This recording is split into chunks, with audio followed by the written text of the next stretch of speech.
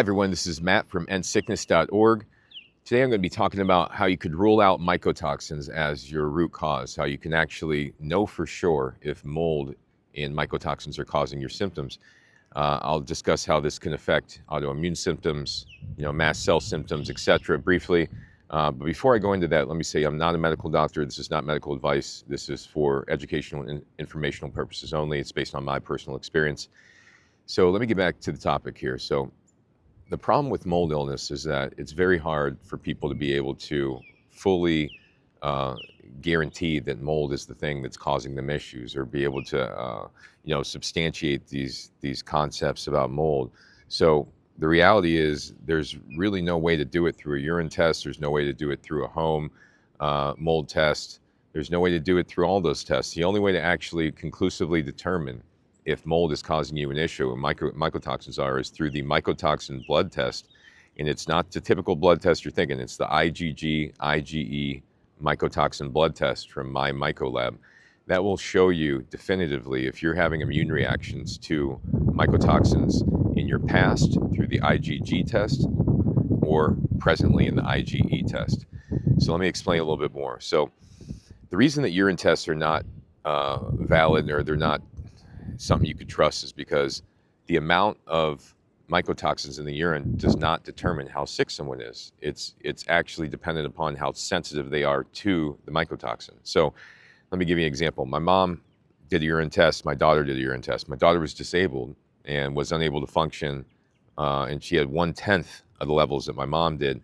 And my mom just had migraines and some food allergies, etc. Right? So it really has nothing to do with how much is in your urine. It's how sensitive you are to it. And that's based upon your age, based upon your current health circumstance, all those things. So the Mycolab test, what it does is actually measures the antibodies to all 16 of the mycotoxins. And it'll show you, once again, your IgG, which is your long-term history of antibodies, let's say the last several years. It'll show you basically what your exposure was, or what your immune system still thinks the exposure was. And if you have really high levels all across the board in the IgG, that means you had a heavy exposure and your immune system is still out there looking for it in your current environment, okay? So your IgE is something that's very different. Your IgE is what's presently happening right now, usually in the last 21 days or a few months or so, depending upon the age of the person.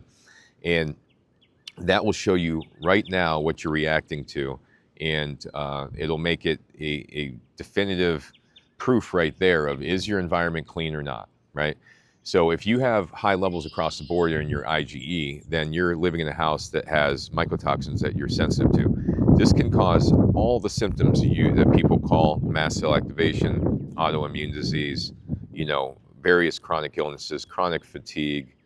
I mean, the list goes on. So mycotoxin sensitivity can cause literally any symptom: migraines, muscle pain, stomach issues, leaky gut, skin issues, eyes crossing, behavioral, mental health issues.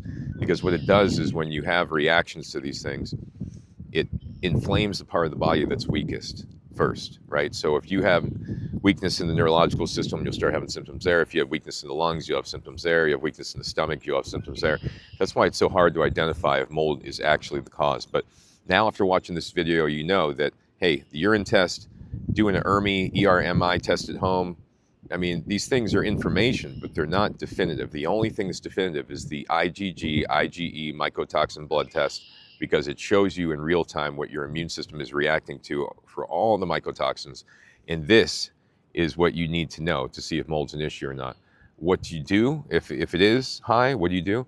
Just watch my other videos. I have plenty more information I'll share with you, and they'll help you get out of this. And if you ever have questions, feel free to reach out to me. My contact information is on endsickness.org. And thanks for watching, everybody.